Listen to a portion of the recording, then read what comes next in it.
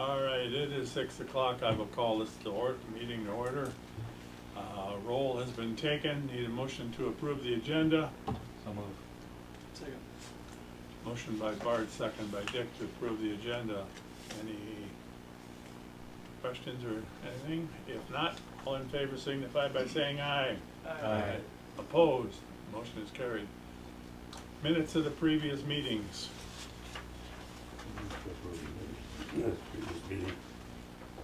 Second. Motion by Ross, second by Dave to approve the minutes of the previous meetings. Any additions, corrections, or anything? If not, all in favor signify by saying aye. Aye. Opposed? Motion is carried. Public appearances, comments? Let the record. Let the record show that. Okay, monthly business. Approve the vouchers and the checks.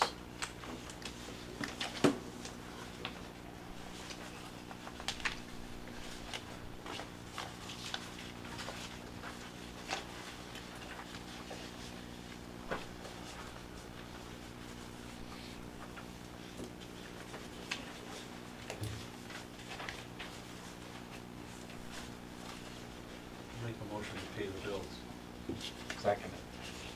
Motion by Dave, second by Bart to approve the vouchers and the checks. Any questions? If not, all in favor signify by saying aye. Aye. Opposed? Motion is carried.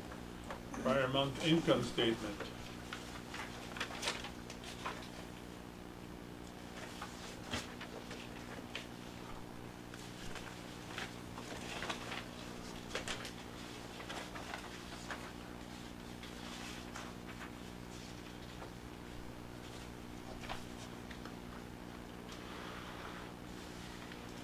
Anybody have any questions?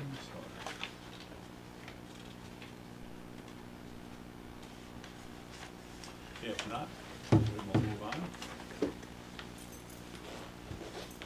Council acts affecting the utility. Resolution 32, 2024, approves the mayoral appointments to the utility commission. Bart for this expires in 27, and Ross, yours will expire in 26.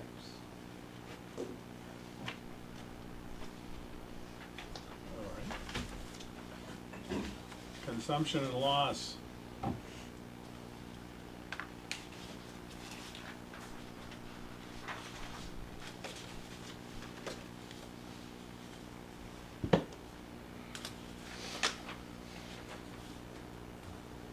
Finally had a dry month. So yeah, I fixed it.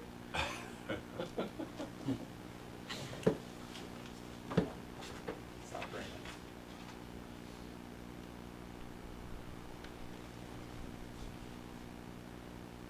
You've been aggressive on the manhole repairs and stuff, sealing them up, or you looking for any better manhole covers or? So I did just order 9 manhole covers to get rid of the majority of our pick holdings that we do have left.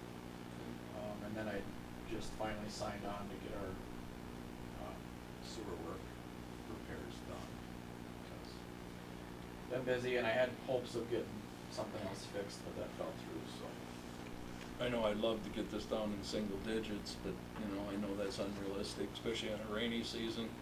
Gotta remember, every house has got a 4 or a 3-inch vent pipe going through that takes on the water, and I'm thinking too about every day that I dump my air conditioner or my dehumidifier water. I've got you know, I knew how often I did that until I put a hose to the drain, don't have to babysit it. You know, you're throwing couple gallons out every morning when you empty that, if not more, you know, whatever. Water softeners that Air regenerate. conditioner and furnace. Of course, water softeners, at least you're metering that, because the water coming in, but, yeah, every furnace that takes Every the, furnace and air conditioner. takes, condensate water off of that. And that's gallon, I mean, that's, Yeah. that can be like 10 gallons a day or something, maybe more than that. Right, most people are running that to their floor drain, some of them to the sump pump.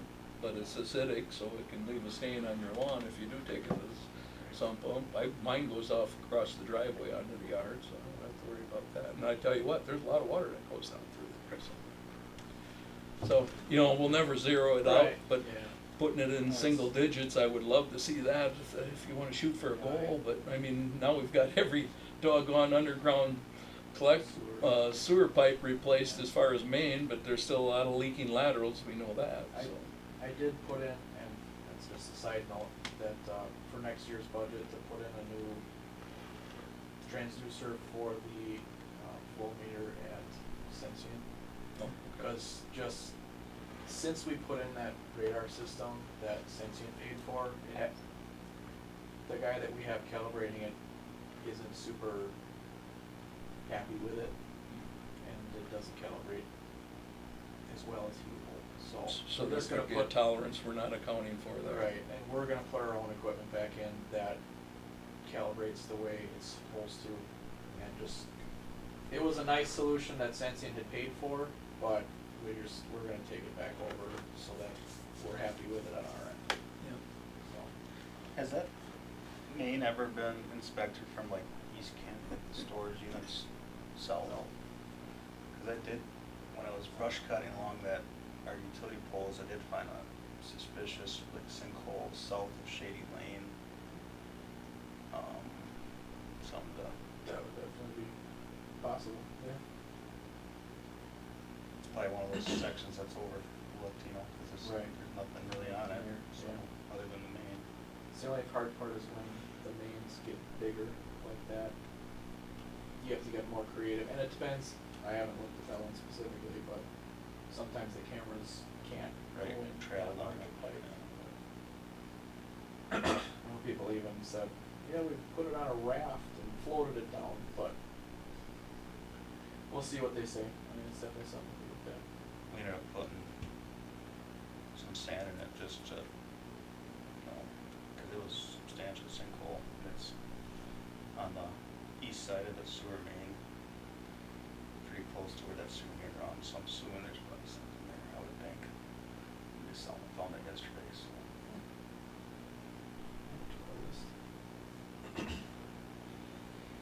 Okay. Moving on, totals of delinquent customers. We had 8 disconnects and 1 remains up.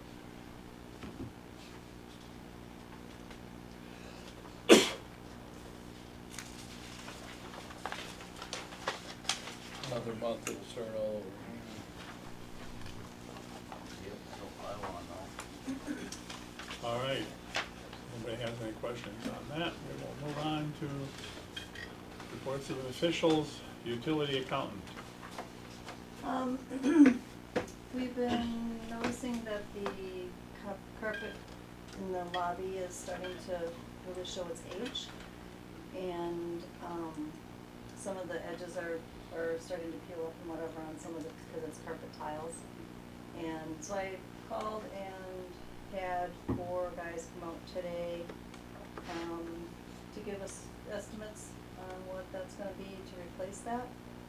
And I was hoping that we could have that added to the 2025 budget. I did get one response, from Wiseway Flooring in Watertown, and he estimated if we do just regular carpet, like broad something carpet that he called it, the regular carpet, be about $2,500 installed, and the carpet tile would be about $4,000. I also inquired about some type of a vinyl, whether it be like the planks or whatever that they could put down. They said because of the ramp that we're really not able to do that safely. So we'd have to pick 2 of the 4, or 2 of the 3 suggested, staying with the carpet in there. I just thought with the tracking in snow and everything from all of our customers and stuff, it might be easier to have more of a vinyl floor to wipe up and stuff, but apparently it's not doable for the ramp part, so. Well, when we did that project in there, the idea of putting the carpet tiles down were that you could replace the tile at a time, you know, a 2x2 carpet tile, you know. Right, was more right. about, is that your heavy traffic areas? I mean, is that, That's, part of it is right in front of the window where the customers go. Yeah. And then there's another spot that's right by the door, so yeah, it is more the heavier carpet. But the one, Do we have any spares? well, it's starting to happen all over, and we wanted to clean the carpet, but we were able to pull them up very easily, cause it's on, was it the OSB board, I think? So it doesn't adhere to that, plus when they put it down, they only use like little, the one that he showed me was just like a little circle of adhesive on the corners so that you could lift it up easily, whatever. Well, because of that, then the sand and dirt and everything and dust is getting under there, so then it's lifting up more. So, But they didn't do, I mean, the stuff they have at work that's peel up, I mean, it's glued everywhere. yeah, and that's what the guy said with the new carpet tiles, that's what they do, is it's like a full, adhesive on it.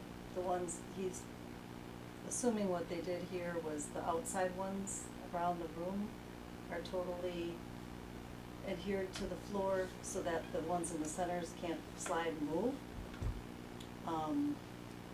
But it also is just really showing its age. We're trying to figure out when it was installed, and, Nick said that it was prior to his time, he'd been here 10 years. about 2001? Okay, so yeah. That's so- when we vacated and the fire department moved them down to a new building. We got our money's worth. and we Right, made so it for finish. 23 years old, it's hanging in there, but it just is looking really bad, so, This stuff isn't the most attractive in here anymore. yeah. Got a couple of We runners got a right couple of ones underneath in there. parts. So,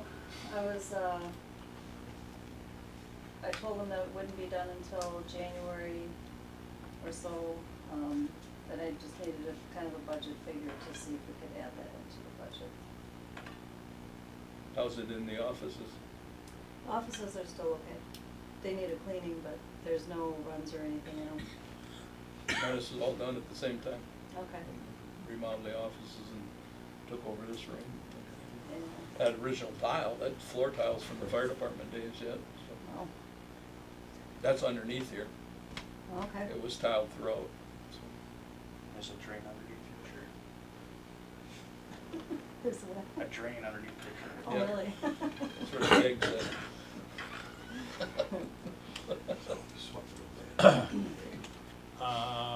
What is your pleasure? What account does it come on? This building? That would be split between the 3 departments. Do we have building maintenance account? What do we do when we Yes. do like air conditioning checks and furnace repairs and Yeah, stuff? we have general good maintenance. building, yeah, there's a Zero. general building maintenance. Like Bart said, we got our money's worth. If you get carpet for 20 years, you're doing pretty good. Okay. So, do we need a motion to that effect? I would assume. Yeah, he estimated about Feel like I can make $2,500. So Assumption, but maybe a it little would be bit more better to for next year, but. add it to the budget that way rather than, So, yeah, I didn't know if it needed to be approved or not, or if I should just put it in the budget and you can vote on it when we do that. The final Now just put budget. in the budget. Okay. all right. All right, Other than that, I don't think I have anything. I'm gonna be on vacation Thursday through Wednesday and visit my brother in South Carolina. Hopefully we can travel hopefully it's together. still there. Yeah, he's still there. He said it was the worst storm that they've ever been in. There were a lot of trees down and everything in their area, but, usually the road takes us through Asheville and right around the outskirts of Asheville, so that's one of the hardest hit areas, so it may take us a little longer to drive, but, so yeah, I'll be gone for a week's time between Thursday and Wednesday. The other thing I wanted to bring up, just as a reminder for personnel that, you were gonna have a meeting for the on-call, looking over the job descriptions. And then also, because the operators don't have on-call listed in their job description. And, the other issue of the handbook, employee handbook with, whoever's on call is supposed to be off that Friday, and they weren't doing that because of being shorthanded, so I was just asked by City Hall to double check to see if that's gonna be changed or if it's gonna be enforced or whatever, so I reminded you to do that about personnel, I would assume that's personnel committee. All right, and soon we will be short one person out there. I don't know what's going to happen then. Will be how long it's gonna take to replace somebody. Either way, they're probably still looking to have the policies updated. Yeah, I did have, I put the ad on for in-house and also on WWOA and WRWA, and I've not gotten any responses from them. That was put on last Monday. It's been about a week, yeah, maybe it was Wednesday, by the time they actually posted it. But I've not heard anything from any of the websites. and that'll come in your report then, so. Is there a school like Beaver Dam has for the utility linemen? They start you out with this basic, So, I mean, it's not an apprenticeship yet, it's just. right, there is an apprenticeship, but not a lot of people do it, more or less because it's not required to gain a certification of any sort. There's just many people just walking into the field. There's a marine park in Beaver Dam does have a 2-year water technology course of some sort. Last time we were hiring, I called this instructor and basically said that everybody that's in the class already has a job. And that would be true, I would think, for wherever you go for your certifications, take the tests or whatever, or you have schooling or something for that. To take classes, or like the Yeah. seminars that we do and whatever, all those people would probably be employed also, Yeah, well, taking and that that stuff. kind of stuff, yeah. Like there's four-year degrees too, you can go out at Stevens Point, stuff like that. We haven't obviously looked at any of that yet. Okay.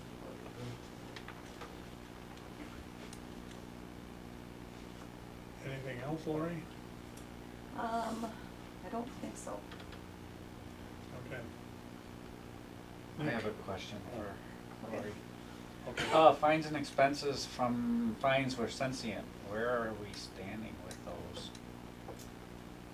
For, As far as the um, adjustments. like extra, or the Yeah, well, surges? that's not an expense, that's not a those are not budgeted items. Is there, From the income from from that, you mean? from the fine, I mean, is the fines considered as income or? Yes, they do go into the industrial sales, so that is calculated into the revenue budget for sewer.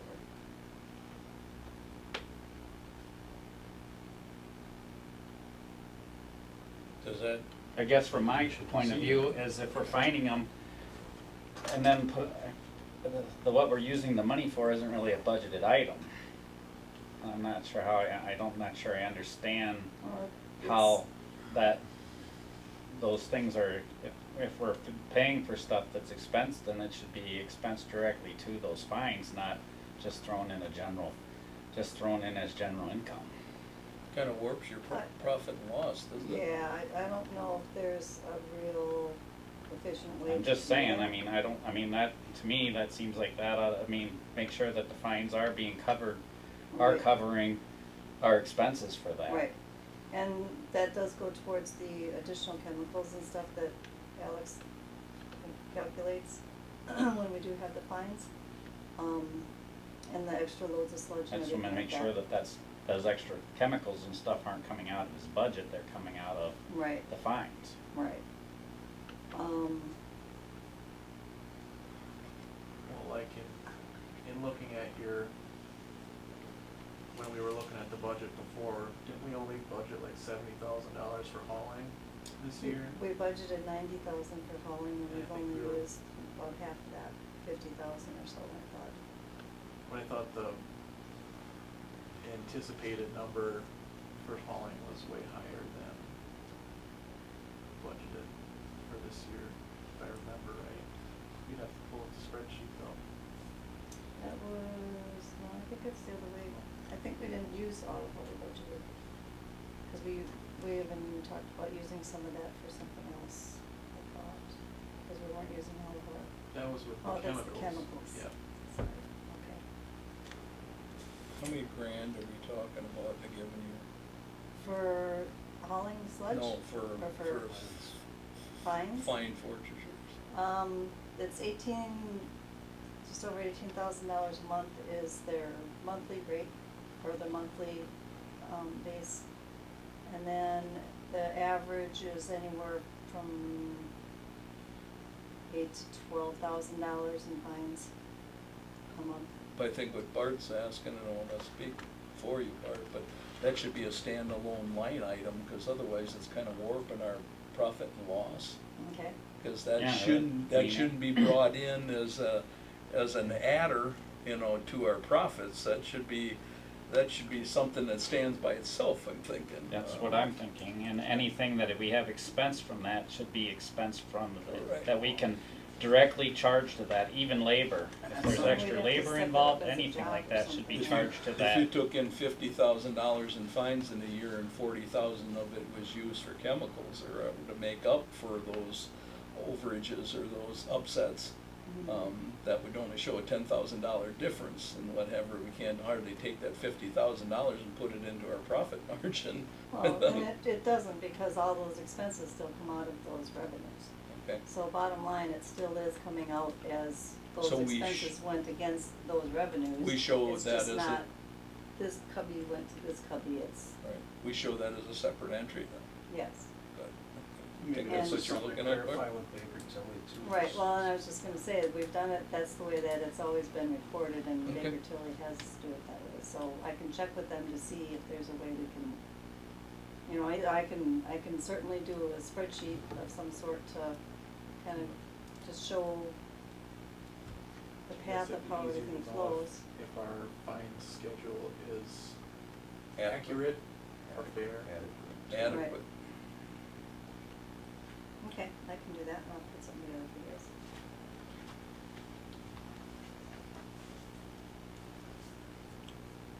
Okay, anybody else have any questions for Lori?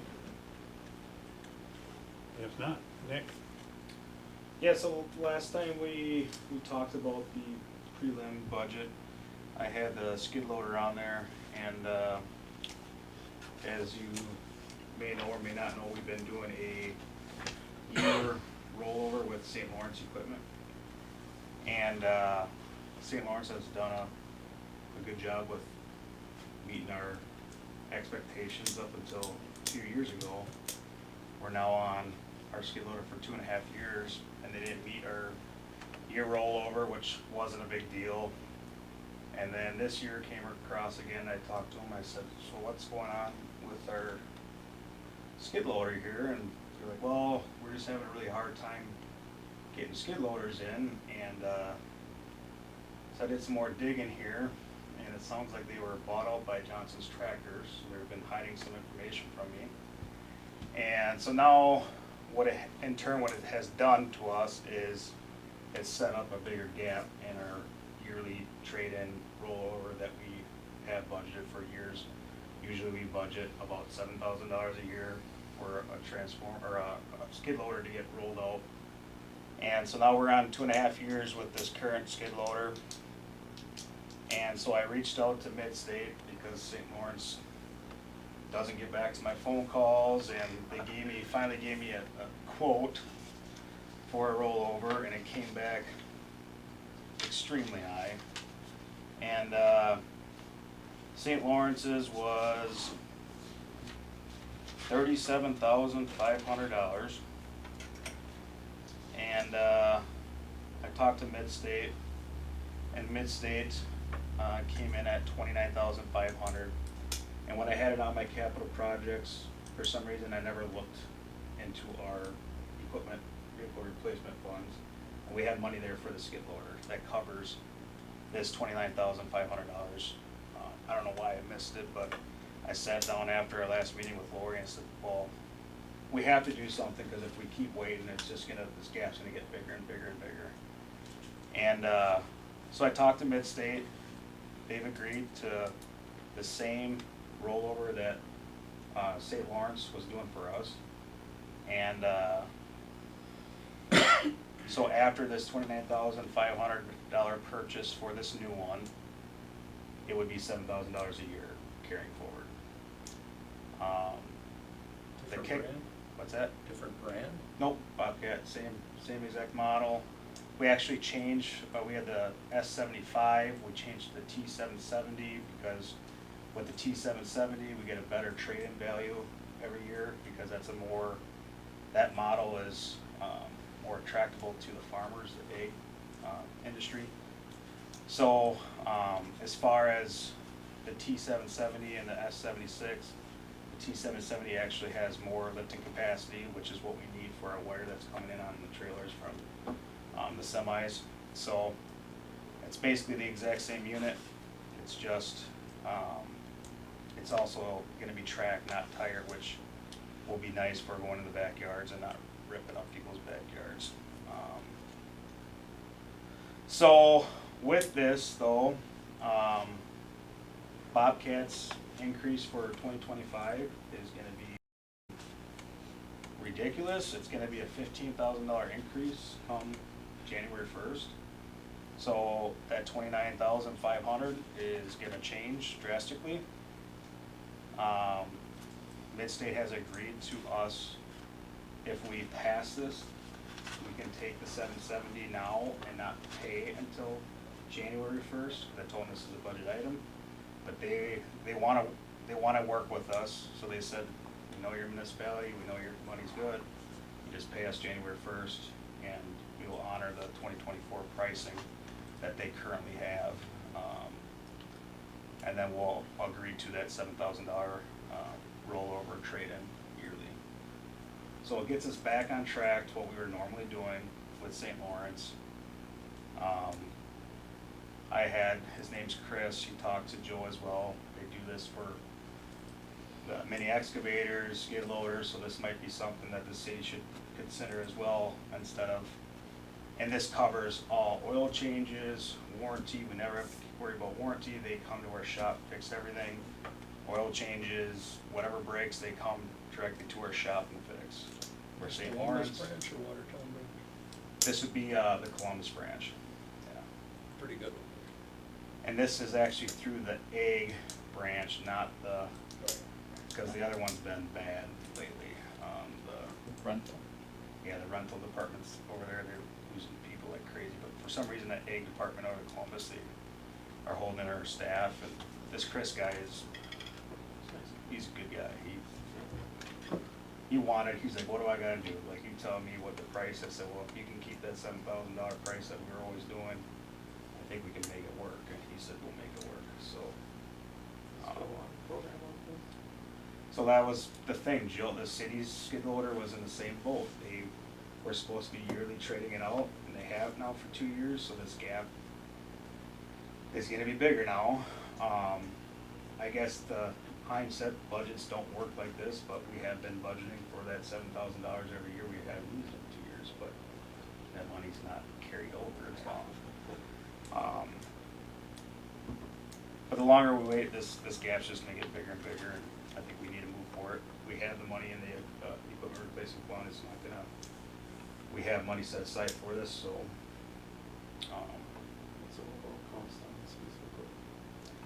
So this is funny, so $118,150, they gave us a municipal discount of $7,800, they gave us a dealer discount of $32,500, and they gave us a trade-in of $50,000.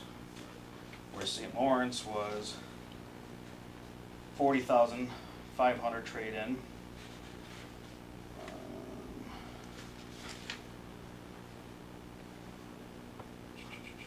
Yeah, they just show that it came in at $124,294 on Bobcats. They didn't even show a municipal discount or a dealer discount. So, I think that's huge if all the maintenance is included in that and what have you. That's just a big plus, and not worry about warranty repairs and what have you there. you know, and I've been calling, I should have probably but got on St. Lawrence more, but I just had a sense that something was in transitioning over there. Cause I kept on saying like, hey, where's our trade-in? They're like, well, Bobcat's not wheeling them out like they used to. I'm like, well, you go by any Bobcat dealer, you see them all over from lots, Would they give us the same pricing minus the trade-in if we just went to go buy one outright? Yeah, so we own this. Right. So if we, by any means, we It's decide to say. just $7,000 a year for maintenance and we Right. trade in the old one. Right, so like I Right. say, we don't wanna do it, say we're like, hey, we'll ride this thing for 10 years, which I don't think that's a good idea with the maintenance and warranty, Yeah, but. if they do the maintenance and everything and they'll come here and do it. Right. To me, that seems like a good deal. What I'm getting at is, if that pricing is good, and we just kept it, that $7,000 pays out on the balance in a little over 9 years. Right, So it just depends how long you think we can keep it for. right, Yeah, coming to the site, you tie up 2 guys hauling it over and what Right, have you, exactly. I mean, It's that's, a lot of messing that's around. just huge for $7,000 a year to include all Not even maintenance worry on about a, on a rig like that, and that's, they get rode hard. Yeah. That's what they're designed for. and it's one of those things like, we don't have a forklift, so that's our forklift, we Yeah. need this piece of equipment. And going up to that 770, we had a couple, not close calls, but shitty situations taking water off the trailer where this T770 will make things a little. So normally you drive the skid loader to your work sites, what are you gonna do Yeah, with this track drive? so with these the new tracks that they came out with, they said with a year, they're keeping the track, so Oh, yeah, the that's what I tracks was are going getting with at. the machine. Okay. And that was my main concern was like, hey, a lot of times we don't trailer this skid loader. They said with these new tracks, you're not gonna beat them up, you're gonna trade in with what we trade in, so. So you kid driving? Yeah. What's the And same what- tracks like? I don't know if they got this breakdown. A good portion of that. I think the tracks are about $10,000. That sounds about Yeah, right. 10,779. That's huge when you get to the Yeah. spring of the year and the lawns are greasy and what have you, being able to open Right. track, you can hardly see that you were in there compared to a wheeled. If we were doing it outright with our capital budget with, I don't know why I didn't think about look at the replacement fund, because we always did that $7,000 rollover, that's why I didn't look at it, but with that, we'll be sitting good yet, so. But yeah, Just so I'm make it just. clear with Mid-State that now you don't wanna see them come back with a $10,000 next time Right, around or so, something like that. and they said we're gonna keep that $7,000, goes after 5-10 years, we might have to reevaluate, obviously, cause Bobcat prices are gonna go up, but they've agreed, I think they said 3 years, for sure 7,000. That's in his email, so it's 3 years, they're gonna agree to that 7,000, so. Okay. So, what is your pleasure? I'm gonna make a motion to buy the new Bobcat. Motion by Bart, second by Ross to buy the new Bobcat. Is Use there, the equipment replacement. out of the equipment replacement fund, is there any discussion? As of January 1st. I think I'll give you the machine now. Correct. If not, all in favor of the motion signify by saying aye. Aye. Opposed? Motion is carried. All right, project update, Sunset View is fully completed. We energized their streetlight circuits early last week. So we have the 31 new customers on board. You're probably getting pretty close to the invoice with that, I would assume. Yes. Okay. Next on schedule for there would be the solar checks. We do an anti-islanding test to make sure that their inverters are working at the loss of power. We charge per visit. Trying to remember what we decided on.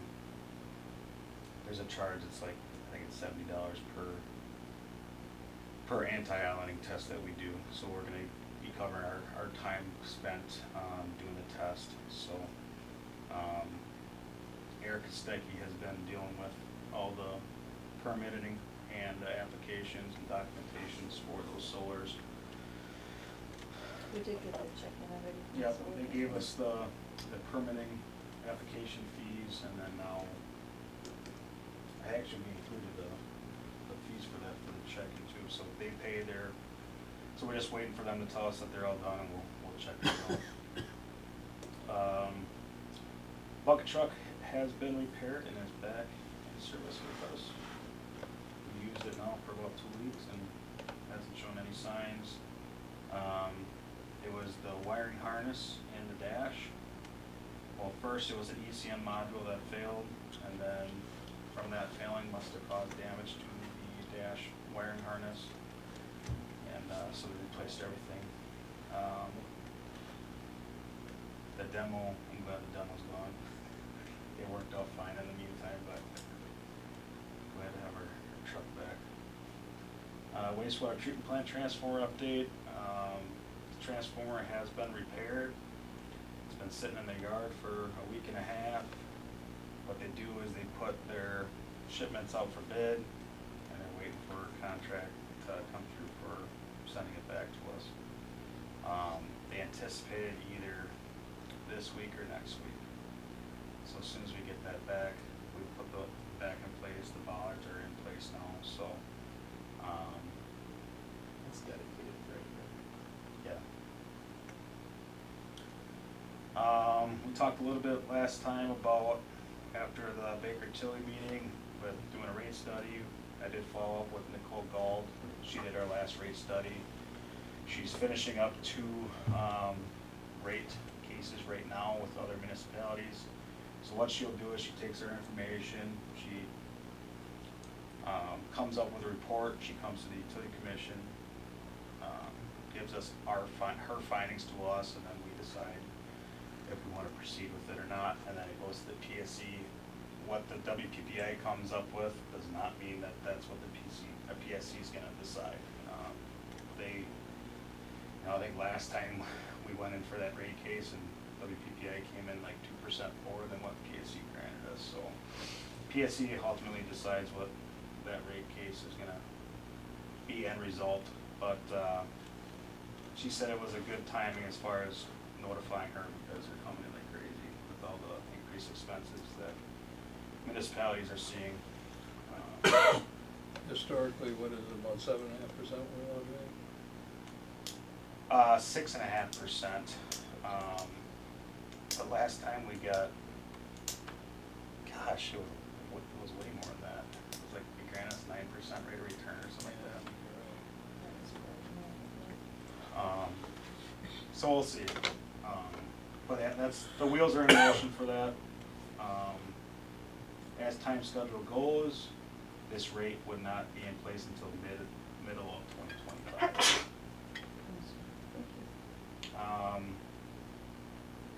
Put the new service to the welcome sign out on 26 to the south by Peguli. Sign looks good, I think. Actually, the sign looks really good. Landscaping really pulled it together too. I thought it was really nice. So, thank you, Whiskers, for that. We replaced some old pedestals and some damaged hand poles. One of them was by Ross's house. We did some tree removal, 329 North Main Street. Big maple tree had to come down. 290 North Depot Street. A big willow tree along the Goose Trail, that had to come down. Both those trees had to be contracted out, which was budgeted in our maintenance lines from last year. We removed a couple more of those dead ash trees along the Goose Trail. And we'll be doing some more this winter. We don't have many left along the trail to do. I'd say probably about 10 more of those 65 that I think I told you guys were those 65. We did budget, tree planting for 2025 as well, you'll see that in the final budget approval. Public power is this week. We'll be giving the demonstration this Wednesday, to St. John's at 8 o'clock and Dodgeland at 10 o'clock. It's always a good time having the kids show up and do the power town and do the bike rides to turn light bulbs on, the old high pressure, incandescents and LEDs, and seeing the difference between how much energy is needed to supply power to those. We are doing pole changeouts on the Goose Trail going out towards the wastewater treatment plant. We started this week. We have 9 to do. We did one today. We're going to be doing the rest of them this week. Nick is at school this week. Dylan's at school in 2 weeks. Both are excellent apprentices. Dylan's doing a fantastic job. He's young, but he's a hard worker and he's working out well. We'll be doing transformer changeouts in the next coming weeks with this mild weather now, temperature-wise. And then we will be doing our GIS mapping up at Sunset View and establishing our final easement for there. As some of you guys saw this week, we got that email from Jason for the preliminary East Oak Street construction. I just sent out an email today about how the street light configuration will look. It should work out just fine. So, the only thing I ask for the city is if you guys are requesting, the plaza does go through requesting power to there, we will need to figure out some way of getting power to there because we won't be able to pull out that street light circuit. We'd have to pull out the pedestal behind Rolling Stones, and we would have to add another meter to the city for that. So just keep that in mind. If we're going to pursue that, we have to work something out as far as plans getting power there. So I'll say that. That's all I got. All right, question? On that application, do they make a rate, like call it an interruptible rate? In other words, that rather than having a meter in there for 12 months, just be able to meter the power when needed? Yeah, so they do have. I would think that would be one of the luxuries of having 'Cause there's like a municipal street- electric utility. There's like a street light circuit, or a street light rate, where you pay just a fixed. I'll have to look into that. There is it's designated as street lights, but I wonder if you could, I'll talk to Eric about that. Cause I know like Town of Elk Grove, we don't have meters on any of the street lights, they just use our fixed street Right. light charge. Right, they're charging you monthly for that. Correct, so I wonder if. What we're trying to do is avoid the meter charge monthly and only use it for, get charged just for the weekend that you're using it for a couple times a year, it just doesn't make sense. Well, we to could me. always put a service, like the city would pay for a pedestal, and we just put the meter in until, Or if you had a breaker in the unit, you lock the breaker off on the times that they're not using it, and then meter it when you do, yeah, we'll look into that. I mean, I don't know how likely it's gonna be a go anyway, but I mean, I'm hopeful, but anyway, then the other thing I'd have, what are we doing about that unsafe situation for your meters up there on the hillside, on the west side of those duplexes up there? They haven't, So- and I was thinking after you said that doesn't even comply with code. You can't have, they've got disconnect switches there, Bart, next to the meters. You have to have a safe 3-foot platform or a workspace, not that you gotta brace one leg up, from keeping you from sliding down the hill and the other one hanging on with your other hand to the meter socket or whatever. There shouldn't even been meters placed there, or or they shouldn't have an occupancy allowed until you had a situation there where you can safely stand 3 feet away from that building in front of those disconnects and those meters in order to service them.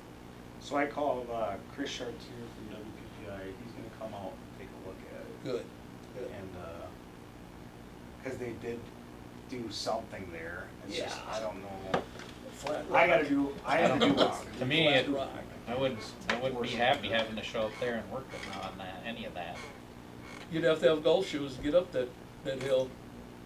That's how steep it is, to get up there. You'd need to back your skid steer up there and lean against the skid steer. Bucket So don't he- have that much reach from He's Western. gonna come out and take a look at that and, cause we gotta follow our legal bounds of what we can force them to, obviously. So, But that shouldn't have passed, that Well, shouldn't have passed the occupancy the bad thing about it is, inspection. the whole time we were doing this, my understanding that, I'm sure a lot of our understandings was that was all gonna change to something, Yep, eventually. yep. So that was the only reason we initially let them do something Right. like that in the first place. If Rob was doing those inspections, is he doing the one, or do they bring somebody else in? No, Rob's doing the inspection. Well, maybe I'll have a talk with him, because he missed the boat on that one. They shouldn't have passed inspection until you had a safe platform. The meter shouldn't have been put in a hole. They also have those service switches, even if you didn't have your meter incorporated in, there's an electrical switch that has to be serviced and operated. There's not a safe platform for anybody to stand and do that, even if it was an electric meter, shouldn't have passed code for that, so. I've had situations where things have got red tagged, like on the backs of old commercial buildings where the meter might be on the stair steps. That don't fly anymore. that You don't fly you either. can't put it back there anymore. You gotta at least have a landing, if it's a up and landing and then a right turn, you have to be on the landing. You can't be on two steps, where you got uneven footing and what have you, so. Yeah, I think we should follow that if you don't get any satisfaction otherwise, Oh, Chris has been my kind of legal PSC guy to go-to guy, so I'll, I think he said he's gonna come next week with Trent from WPR meter technician, because I had him take a look at him too and give me his thoughts as well, so. I'll give Because you guys- Donna's husband told me right out, a line wouldn't have placed a meter in those holes, not with the terrain in front of them there, so. Just trying to look out for you. I don't wanna rain on their parade, cause I think the rest of the project looks great up there. They get their street lights erected now, everything looks good, and they've lived up to every other request I guess we've had there, but, I just don't wanna see somebody sliding down that hill in the dead of winter or something like that. We'll follow up on that. Any other questions or comments for Nick? I'm just wondering where we're at with abandoned lights on any jaws, because the poles are bad. Yeah, so, I have reached out to Michael's, Peeper Power, and just like my resistance to, not resistance, but like not having a digger there that will reach it, not knowing the capacity of it, everybody has come to the same understanding that I've had come, that there's gonna need to be a crane to come in here to lift those down. Peeper Power has been the only one that has given me, quote, which I gave to Jacob, I don't know if he showed you guys. Is that 15,000 or something? Right, and even with that 15,000, that work scope was for them just to get it down to a doable height for us, meaning 55 foot, so that's not even completely taken down. So, Would you be able to pull in poles with what we got? Even if they got the weight off the top, would you be able to pull them? no, they would have to be cut down They'll to wind up- 55, 60 I mean, you feet. try rocking them, you're not gonna be able to pull them No. out of the, There's only one that I could confidently just fell from the ground, but sure.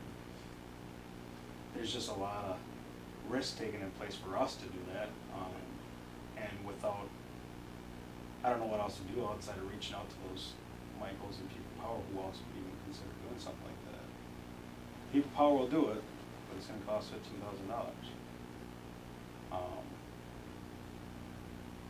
So I guess that's where we're at with that right now. You can't just rent a big crane. You need an No, operator. we're crane certified only on digger derricks, we're not crane certified on a rental. Like, hey, stop, you wanna bring your crane over here quick? And That Well, was something I. Kelms does go up that high because we've dealt with him when we've worked on those things in years past and whatever. If you were able to get up there and choke them Right, with a crane, right, then you could probably cut them right. and drop down the top 20 feet and be able to handle the rest of it, but, Any tree services that do crane work? I talked to, we just had the tree service come in and, Right. because they got those big, grappling heads or whatever, those cranes that they come and Well, take it's have a these friend trees who owns a down. crane that does it, but it's not good. I don't know, I considered talking to Staub, since they had that crane here, if they would consider if we would need a ladder truck to reach the top to choke it for them. Good training. well, I brought that up and they kind of frowned upon that, you know. I will tell you, when I was up there in Ross, I think you ran the ladder for me, didn't you, in those previous years? When you're up there strapped on that ladder and it's extended about it's like a fiberglass pole. And those ballasts alone, I put replacement ballasts in those lights, they gotta be 65, 70 pounds, cause I was struggling to get them up there by myself, and 2 men can't work off that ladder worth of poop. Choking it, I would think that would be a deal, we could make that arrangement happen, but that was the only thing I was thinking of, if you could get up as high as you could with your bucket truck and actually cut it like a tree and just have the weight supported by a crane, and they take the top 20 feet down to the ground, you know, with fixtures and all, you'd have it, you know. It would definitely make things safer. I'll look into it more, I'll try to figure out. It's just, But I don't know, 15,000, I mean, we had to have a motor replaced on the roof, and it was $5,000 for that. So, I mean, that doesn't sound No, I don't terribly, think it. I don't price think it doesn't does sound either. terribly bad, that's honestly. paying for a crane and operator And that's why I Insurance. said, I said, I just need to get it down to a height where we can do the rest of the work, we're trying to keep this as cheap as possible for Yeah. the correct department, so. Stops cranes, do they know? Oh, yeah. That's on site right now. Oh, yeah. Won't be able to tuck away on. Well, Yeah, we'll look into it. okay. Thank you. Anybody else have anything? If not, Alex? Well, we have the change order coming through for the wastewater plant. Everybody wants to turn to the last page of the packet.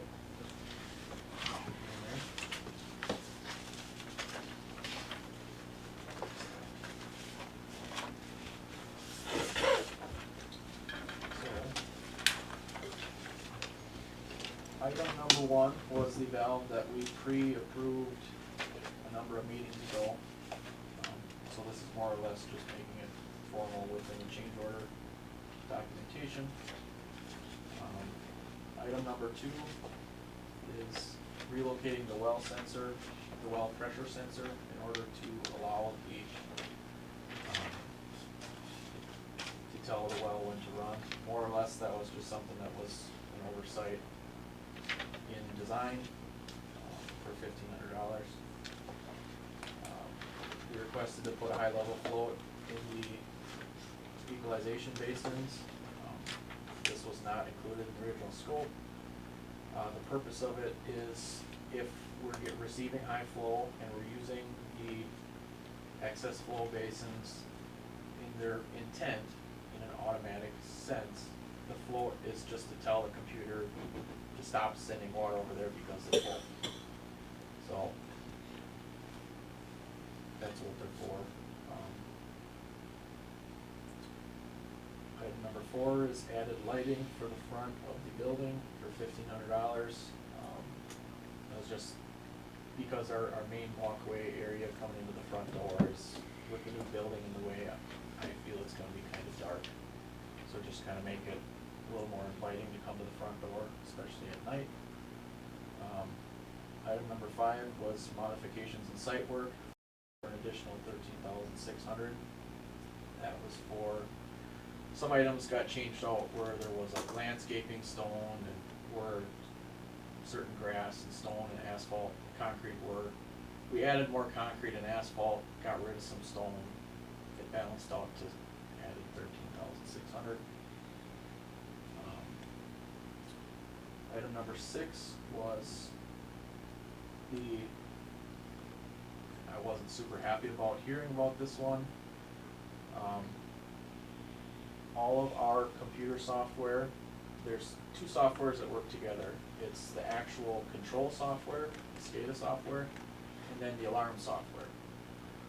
Well, both of them have licensing, and like the SCADA control software, we have 5,000 tags. So a tag is considered a data point, anything that you can control.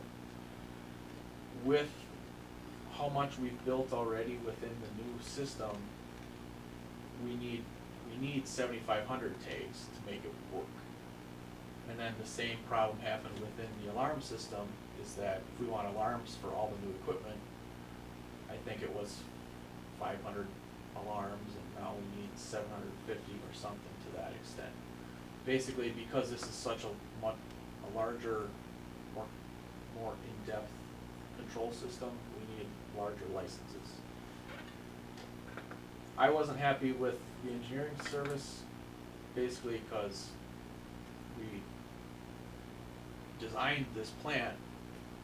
Why didn't anybody think to ask if we're gonna be able to control it within what we have? But that was an oversight as well on MSA's fact, and none of the bidders included the change in licensing within their initial bid, so it's not that one person bid it, one person didn't, it wasn't included in the scope.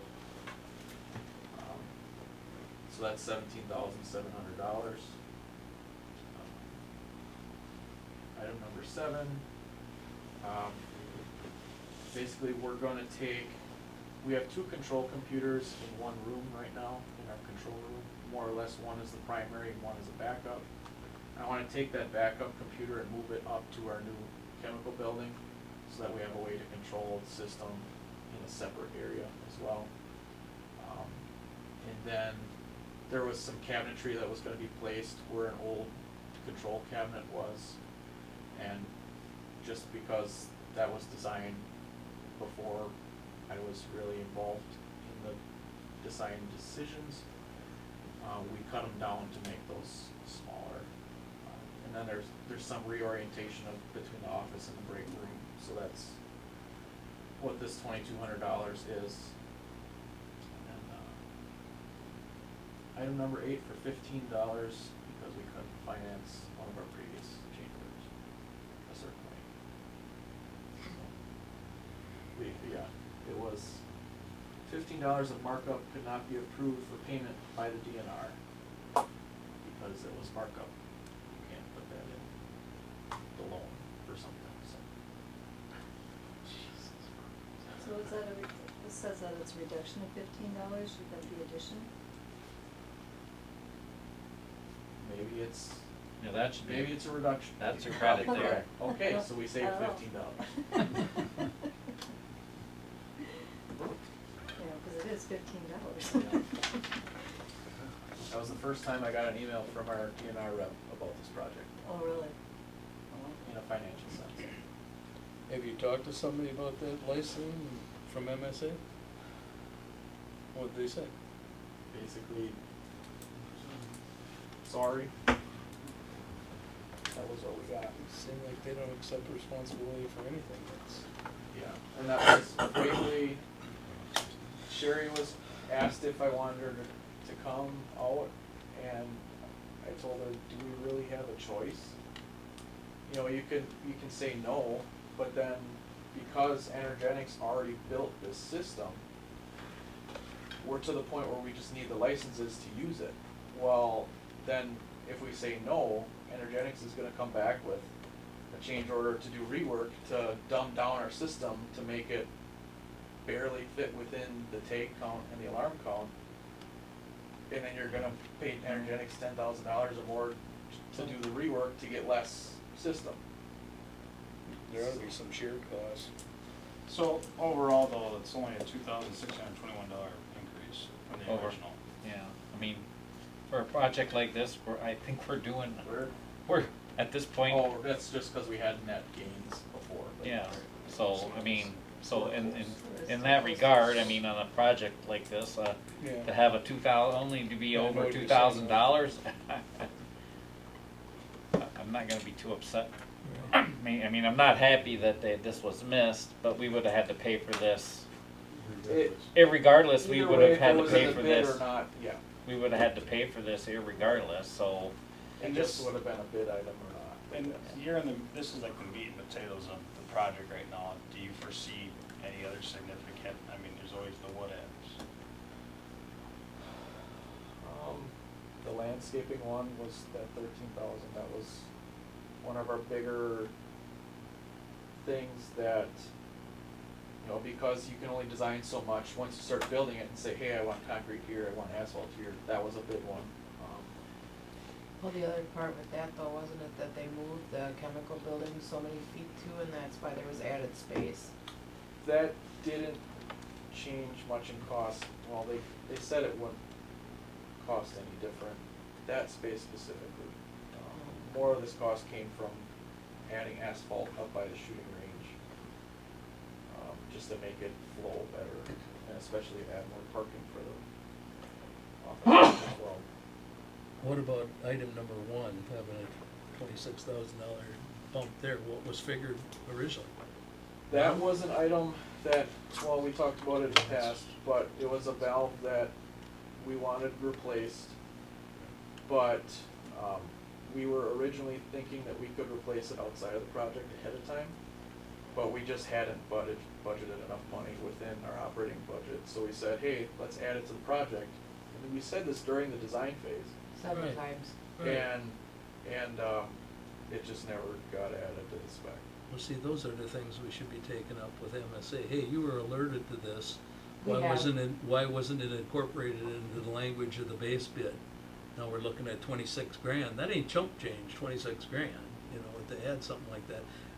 I thought maybe it was, hey, it'd really be great to have a valve here, you No, know, it so we don't was- have to go inside the building or something like that. We were you in the know. middle of thinking that we could replace it ourselves, and it was definitely brought up to say, hey, add it to the project, but it just, Yeah, that's where I say shared costs, you know, you can, everybody slips up, there's no two ways about it. But I mean, don't just say, well, hey, this is all on you, well, we told you about it, but why wasn't it in there?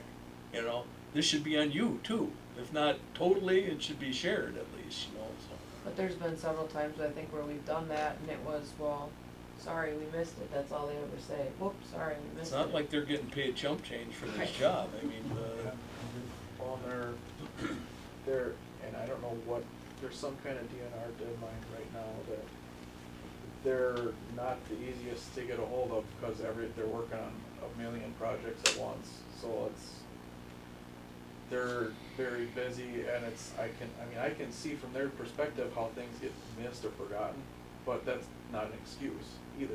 and You how should is take more MSA work than you can getting do. paid? Are they taking draws? They at haven't been different- doing much lately, no, but they have been getting paid along the way. These are the kind of things you wanna take up at final payment time too, you know, it's how are we gonna settle this, you know, whatever. That last check should go out. I hope you're documenting those concerns or, you know, putting dates and stuff like that, along the way, because if it says here's the case, it's gonna be your word against theirs, you know. Well, I mean, we should have record of all the change orders and you can just highlight those and as they come up and at the, you know, when we get closer to the end of the project, tell them, you know, these are all the change orders that we did bring up during initial design and, you know, these are the ones that you missed, right? Yeah, Hard part is, we didn't document telling the design engineer, hey, we wanna add this valve to the project. You know, we just verbally told him that, and he wrote it in his notebook and off he went. well, So, short of him giving us his notebook, our word versus his, so. I guess is the lesson of, that should be an email or something to have a track. Yeah, Well, the thing is though, when we went through initial design, I mean, it was literally Yeah. it's Alex and a us meeting. operators and even before that, Peter and whoever. Right. So it was conversations around the table and, you know, things got brought up and yep, we'll put that in there, yep, we'll Yeah. put that in there, so. I mean, at that point, we've never been through something like this, you Right. don't think, oh, we should probably write that down too. Right. You know, cause there were so many things that we covered, like, I guess, you know, how do you know? But if you got 4 people that say, hey, you were told this, you know, Well, that and just to realize now that when those things happen is follow up with an email saying, just to follow up on our meeting, yada, yada, yada, and, you know, put those points in there. So that, you know, just something we can So learn it's from it too. paper trail.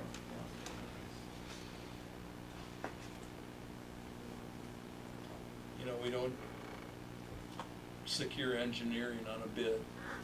You know, it's like a family doctor, you take, you know, you put faith in your engineering firm, and it's one of the few things they don't require you to bid out, is engineering, what have you. You feel comfortable with it.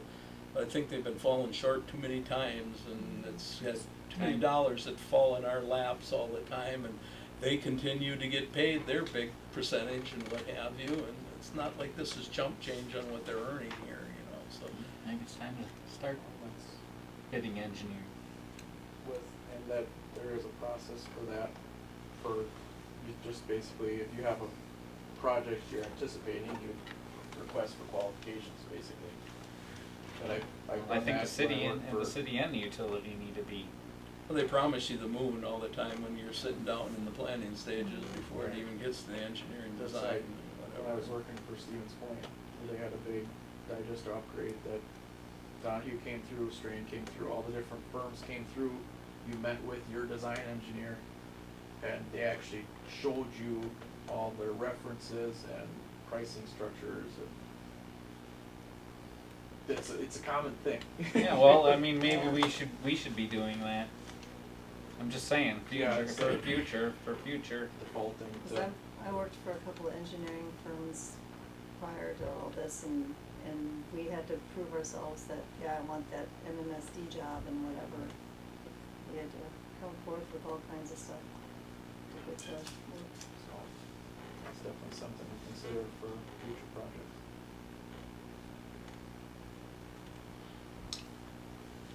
Okay, we need to approve these changes. I make the motion to approve them. I'll second. Motion by Bart, second to Ross, to approve the change orders. Is there any more discussion? If not, I would like to see that your motions are with further scrutiny and communications with MSA. Try to get- So at least you have that in Sure. black and white, that, hey, you've told us as operators that we wanted this. So not that you guys approve it lock, stock, and barrel, and, you know, we got no documentation whatsoever. At least this was At least the discussed, minutes. put it in your notes, Lori, that it was discussed, and this was passed with scrutiny and conversation to, All right. before final billing is paid to MSAs, however you wanna word it. Amend my motion to what the mayor said. Okay. I don't even have it down bad for it. But at least Take we mine. went on record. Better than what I would have come up with. At least we went on record as saying, hey, we're approving these, but we're not happy about it, and we're gonna take it up before the final bill is, or final invoice from MSA is paid, at least. If you can word it somewhat like that, at least we got it on record. you got that down, Lori? Yeah, yeah. In the I'll hieroglyphics. figure something out. It'll come. Okay. All right, if there's no more discussion on that, all in favor signify by saying aye. Aye. Opposed? Motion is carried. Projects. Projects update. Well, since we're on the topic, I'll hand out some pamphlets. I don't know if I have enough.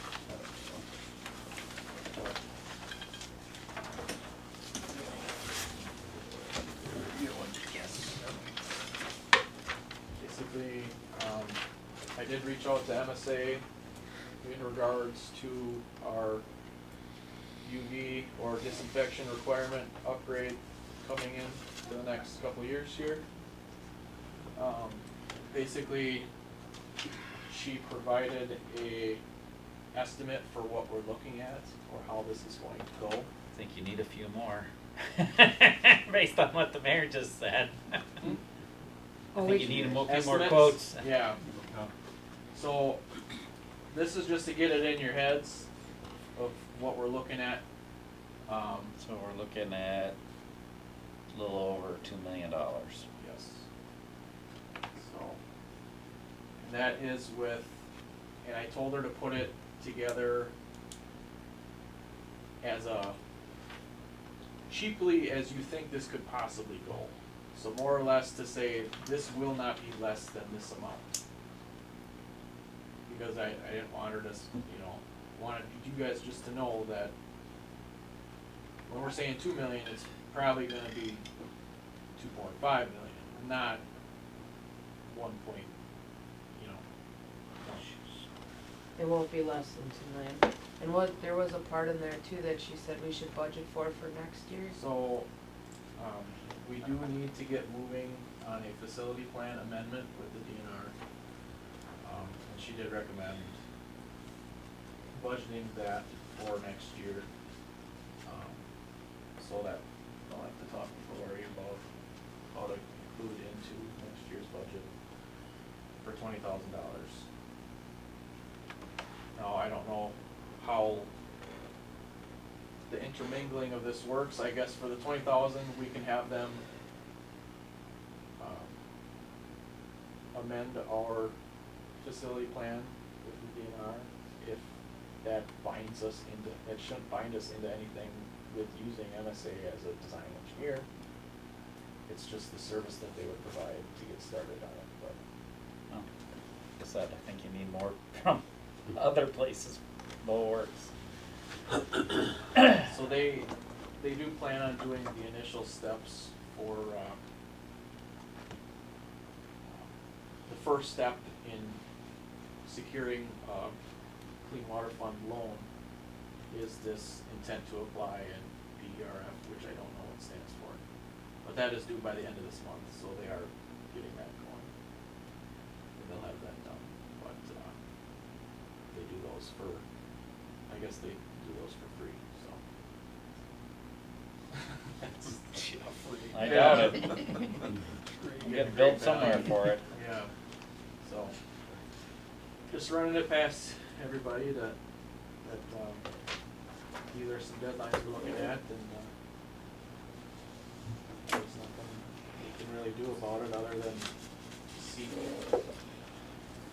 seek other engineering services or ask about if anybody else can draw this up, but. How much did we just lock in for borrowing? 3? That was for the city? 500 for the 500 was utility for the and utility. 2.5 for the city. I don't know. If I remember right, the city's loan was 4, 5, and 6%. Something like that. I don't know where it comes into, because there's a lot more paperwork in the Clean Water Fund loans. You know, where they're saying costs $50,000 just to apply for it kind of thing. I don't know if the interest compared to application cost would level out in just getting regular financing, but. Dealing with the DNR, you never know. They wanted to charge us $50,000 to ask if we could move the stream in the industrial park over to the lot line and what have you, only to say no.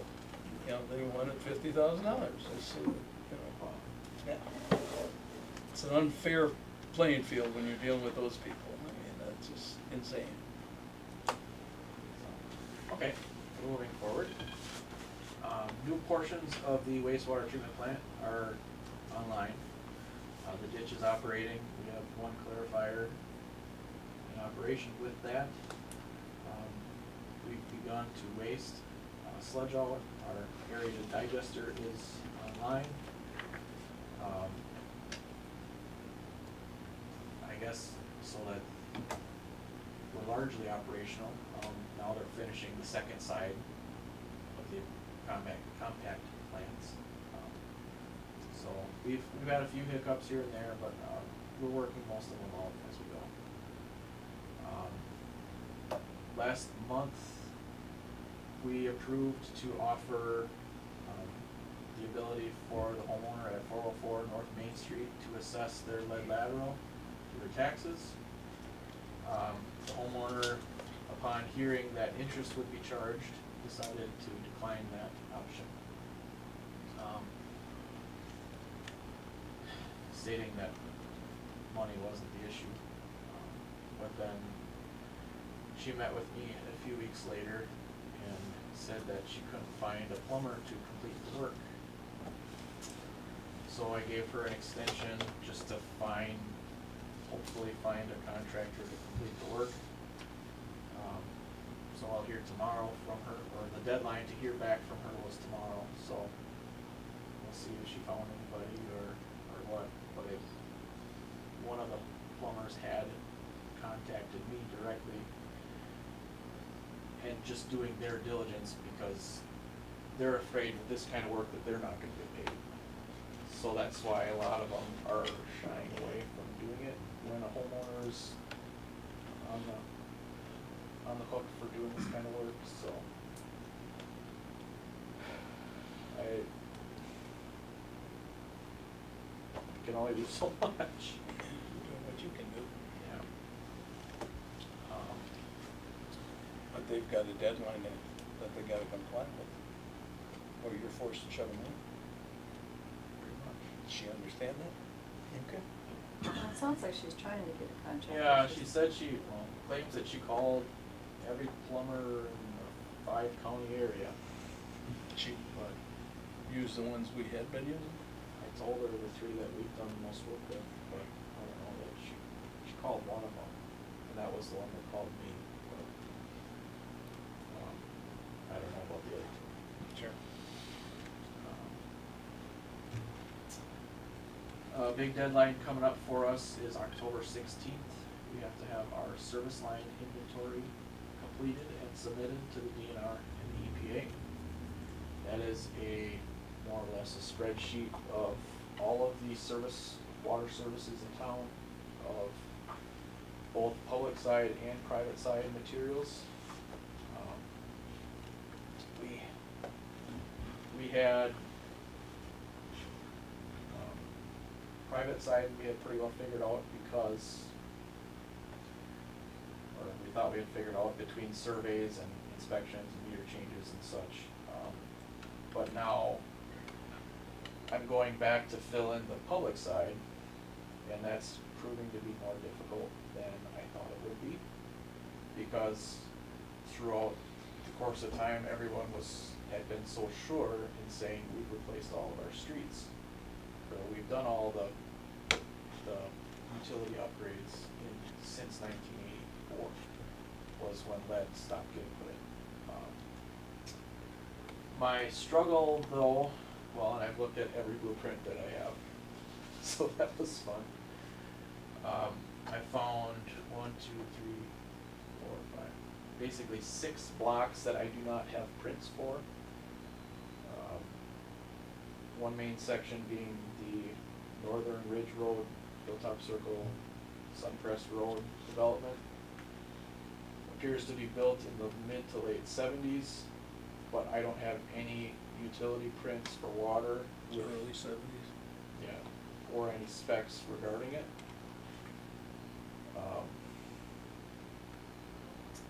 Doesn't say have those? I've reached out to both Jason, and Jason talked to his dad, and they didn't, the ones that I'm gonna talk about, they didn't have any idea. So, that Ridge Road development, the block of South Main Street from Quick Trip to South Street, was that ever tore up? Cause the next project started at South Street, and Oak Grove to North Main went north. Tore up a lot of it there. It wasn't? Well, they redid the top. Right, just that asphalt. Right, really. I don't remember it ever being torn up. What depth is the sewer there, cause the manhole or the intersection is down 2 stories.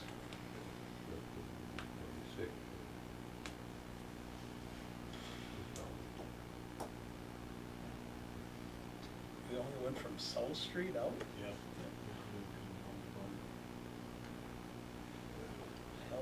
gee, that was. And even Do you have dates on when South Street was? Oh, South Street itself? No, I mean or from South Street on south South of Main, there? you have dates on? I do, I have that, I forgot what it was, I've looked at every street.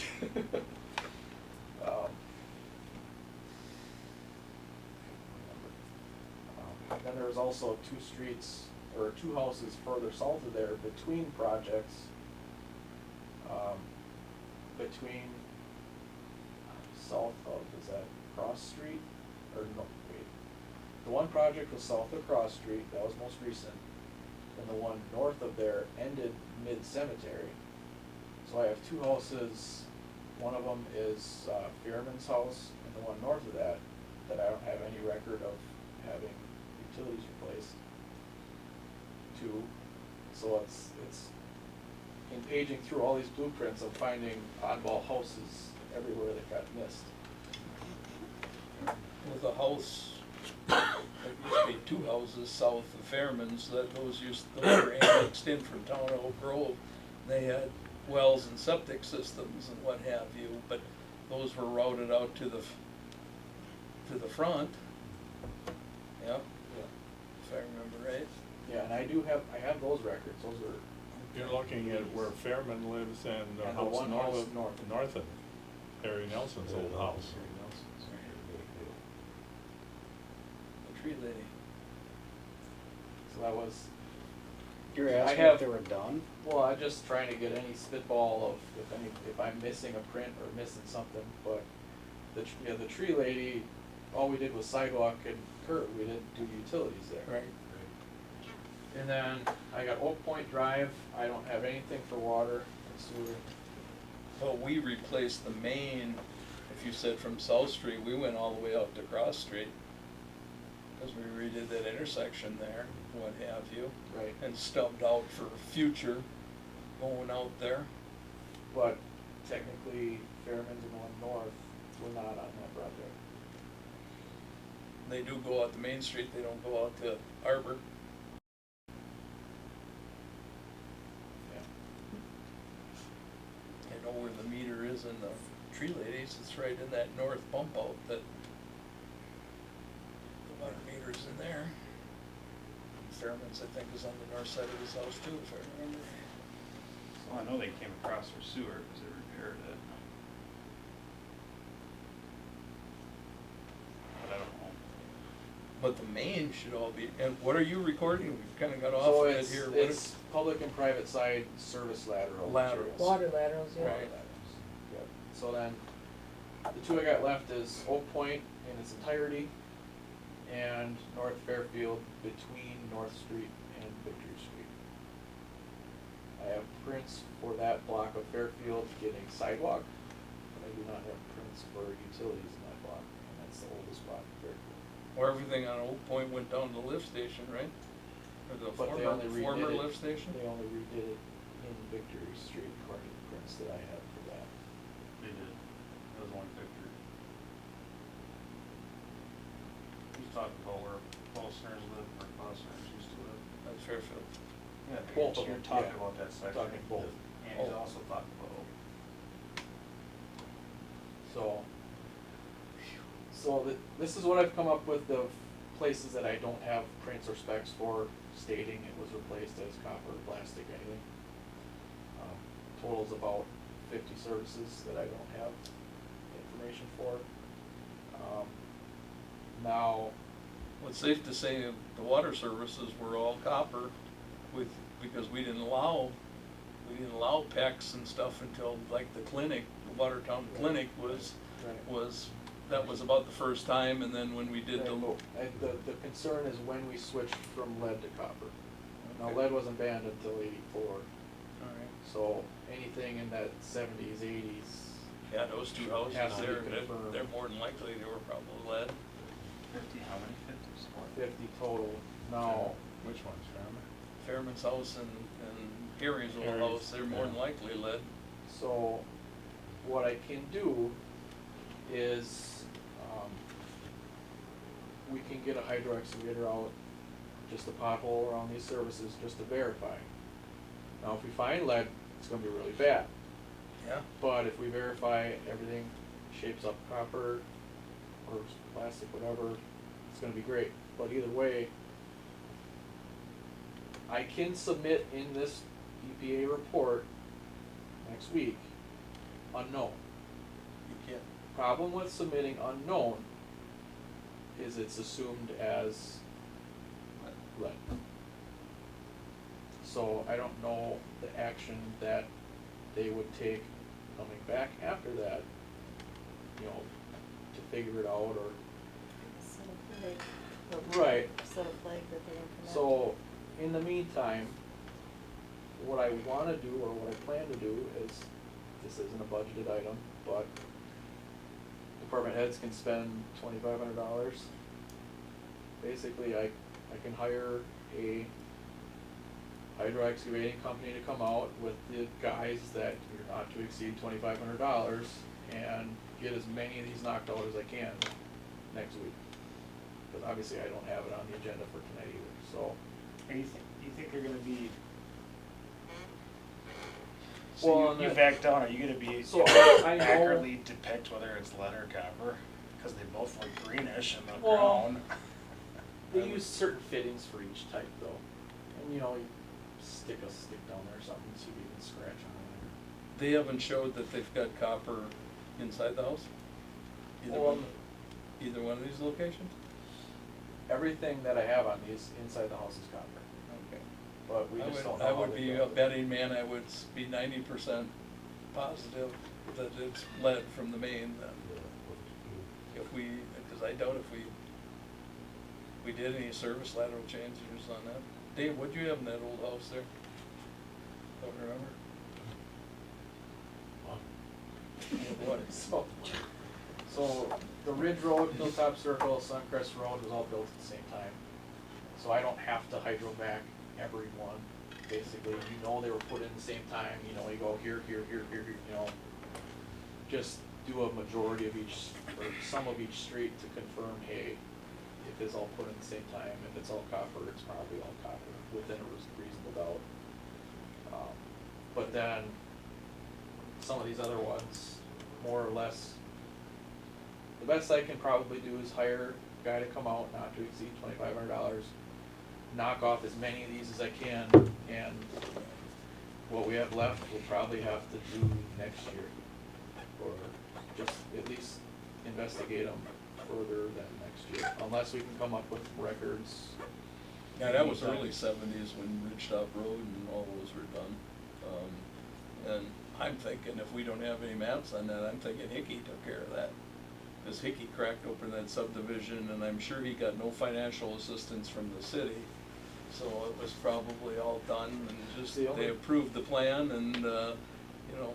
The only print I found was the electrical print in 1970, whatever, and that was the only print I had for it.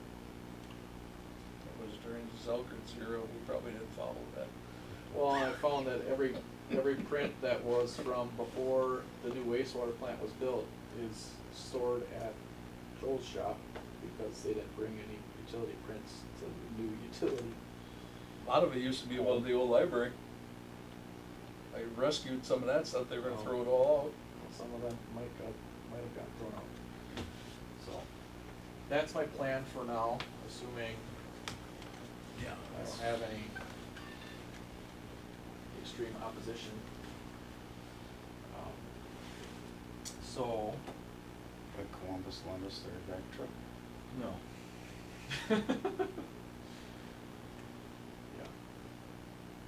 He told me to do it myself. And I don't have that kind of time. Not before next Wednesday. So that.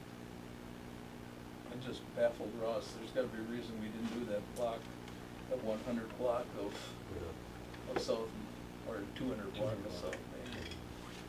That doesn't make any sense. Because we did full-blown water and sewer all the way down that street. And I'm reasonably sure we did all laterals from the main, of course, but. from It's the- only 4 houses. No, I'm talking about all the way down that street. The rest of the way, like The rest- south of South Street. Oh, Right. those couple that we missed, or I think we missed. I don't understand why those, I don't remember digging in those front yards. Unless they thought they'd pick it up in the next project and then they just did it. Or we just went out to the boulevard, you know, stopped at the water shut-offs and stuff like that. So, the only thing we have to consider is if we do find lead, we are under our action level exceedance with lead, with the plan that we decided to go with was to remove all lead. Yeah. So if we find any, it pretty much either we have to immediately build a new street, or we're gonna have to treat our water. So, we don't wanna do that, but it's kinda one of those things, so. We'll see what happens when we get so far. So you're saying if you put unknown, they're gonna make you treat for it? No. If I put an unknown. Cause there's no way these bigger cities, like, are gonna have these records. They're gonna put unknown. Right, and they are, Yeah. they are, but these bigger cities are already treating for corrosion. So you're talking about what, vacuum right down by the shut-off, so you can determine each site for Why sure. don't you But put down unknown and then whether I'll we look treat for or not, they're some gonna mushroom eventually area. make us get rid of the lead if we think if we find it, I mean, It should've basically, been done. they're Should- gonna should all eventually be make done us by get the rid end of of the this lead, year. no matter what. Right, either way, it's gonna come out. Either way, the lead has to eventually, go. Yeah. But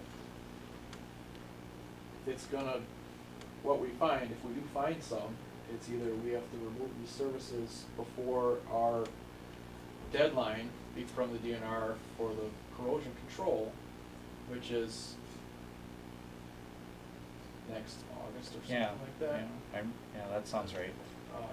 So either we have to have all this lead that we do find out, and we can't submit within, that our plan was to remove all the lead and then also submit unknowns. I'd like to know why they So- got two sets of standards. They emphasized we had to be done by the end of 25, right, or 24? 24 was the. Well, so the way it worked out was we were only supposed to start sampling for lead and copper after we had all the lead out. Right. Well, turns out you can still sample ahead of time, but you're choosing to sample in copper with lead solder homes because that's the next tier of lead But available. our mandate was to have it done by January 1 of 25. The services had to be here. Right? In order to have enough time to sample Right. after. But I'm picking up these municipality stuff, and there's other communities that are shooting for 27, Right. you know. So that Oh, all- what, That all came down to when they got bad samples, or if they got bad samples. So if we did our lead and copper testing and didn't have any bad results, we wouldn't have had any mandate to get rid of them. So But we'd have to continue lead and copper sampling. according to this GIS, that block between South Street and 26 there in South Main says verified clay for the sewer. And then you go down past South Street and it says verified poly. So, So that's definitely not done. okay.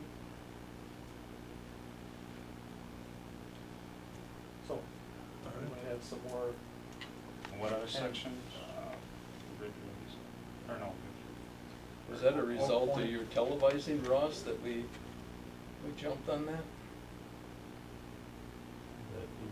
And I think the televising showed that there was so much leakage from South Street to the south. Oak Point says Yeah. I'm plant. thinking that's why that was done, and the road surface was ready to be replaced, so we kinda jumped in and did that time. And maybe that block where Dave used to live, that 200 block, and there was only 2 houses on there, and where's the water from the old school? That comes in the back, doesn't it? That one, I don't know for sure. Or does it come in the front? No, it comes in the front. It It's comes in in the front. mechanical. But that probably isn't even part of that block. Well, it's Yeah, a it bigger should be. service anyway. It's half. Electric came in, there was a pit across from the Section house. of decimal point says. They had a garbage can on and Cast it iron. blew off when they had electric problem for sewer. Yeah. There was a pit in that driveway. And then Strauss's the house south fed part off of of, it says what is it? Holly. Bushkill's house? I did print out these lists if you wanna know which ones I'm questioning. So There had Nick, what been- are you looking at? How are you figuring out what you have in your phone, Nick, or what, who put that information in there? MSA and, when we first got JS, the guys went around and looked in the manholes and went down in the manholes. Oh, But that's all sewer stuff, but right, if it coordinates to where a sewer lateral's clay, odds are oh yeah, then the it's street all- wasn't done. Yeah, no joke, Right. I get it. So, Oh, so we got a block to Okay. do yet. Anything else on So- your report? moving forward, we did receive our new manhole sampler for wastewater. So we can start utilizing that to try to chase down any industry that we are concerned with, giving us bad wastewater or strong wastewater. We began flushing hydrants last week and hope to finish this week for a fall flush. A lot of gunk again, or? So actually, Liz has been finding that it's not as bad. We got a lot out in spring, but she's noted that it really hasn't been as dirty as the first time. Now, I'll reel this back and say that in fall now, we're not doing it directionally, because the directional plan only flushes certain 59 hydrants, but we're mandated to flush every hydrant every 2 years. So we're taking the bulk of, or the remainder of them and dividing them into every other year so that we can pick up the remainder. So we're not doing it directionally, so it's not really moving the water velocity as fast as it would have in spring. So we haven't got as much out, but I would expect it not to have as much as well.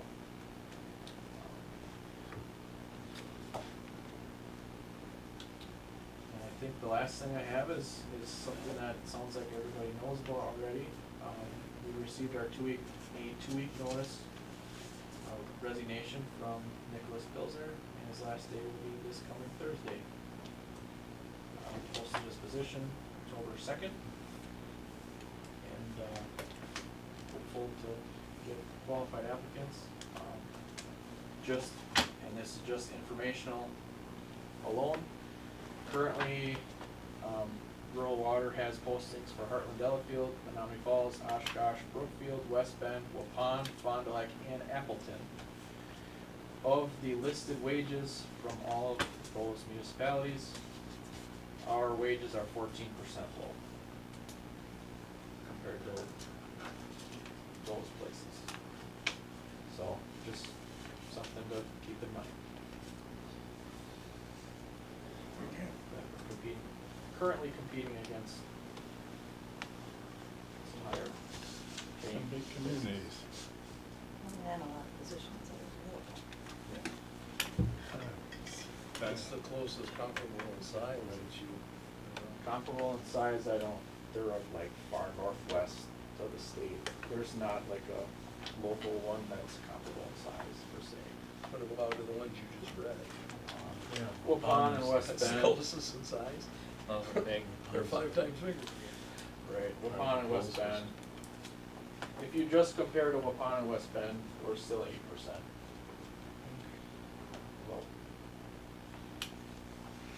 Well, and on any given week, if you look at those websites, there's probably 8 to 12 jobs weekly that are posted on there.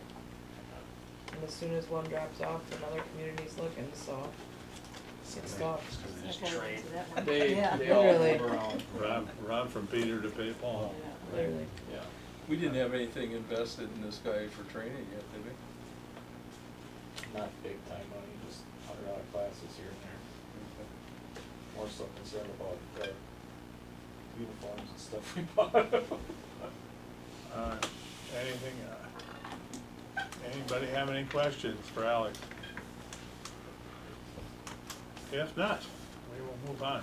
President, Nick and I attended the WPPI annual meeting.